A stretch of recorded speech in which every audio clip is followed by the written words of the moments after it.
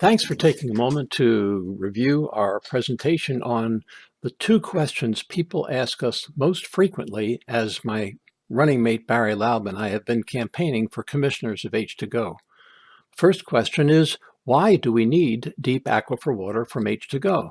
And the second question has been, what will be the difference between Brunswick County reverse osmosis and H2GO reverse osmosis?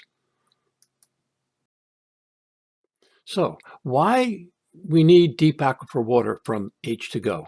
Well, we all know that Comores and other upriver polluters have been dumping all kinds of contaminants and pollution into the Cape Fear River. And since we're on the downstream side of the Cape Fear River, all of that pollution runs downstream and right by our own doors. Our problems really start when these upriver polluters dump their industrial contaminants into the river or spray them into the air.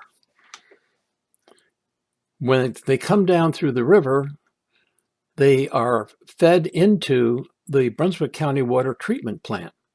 And there, the water has to have those contaminants removed. Currently, there is no successful method for doing that. But Brunswick County is working on a new water treatment system that will include a reverse osmosis. And that reverse osmosis will take out many, but not all, of those contaminants. Now, contaminated river water and contaminants washed out of the air by rain settle into unconfined shallow aquifer water tables.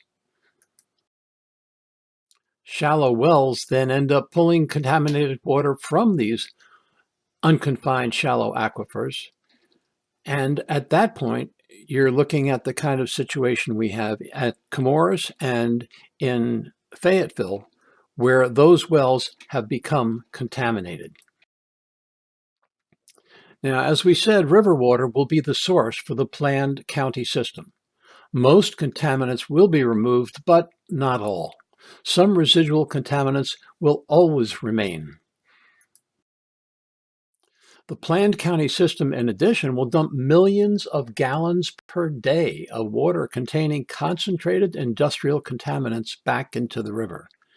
In fact, the concentrations of these contaminants will be 5 times what they are in the water coming into the plant in the first place. Meanwhile, safe, protected, deep aquifer water deposited thousands of years ago could be available to H2GO customers, and it is completely free of industrial contaminants.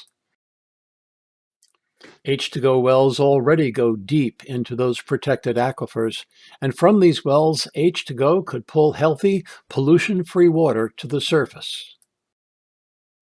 H2GO reverse osmosis could then remove ocean salt and other naturally occurring trace elements. But there's no need to remove pollution and industrial contaminants because there is no pollution and there are no industrial contaminants in the clean, healthy, deep aquifers. So then, deep aquifer sourced water processed through reverse osmosis at H2GO will be cheaper, it will be cleaner, it will be safer, it will be healthy, it will be pollution-free water, and it could be delivered by H2GO to your faucet.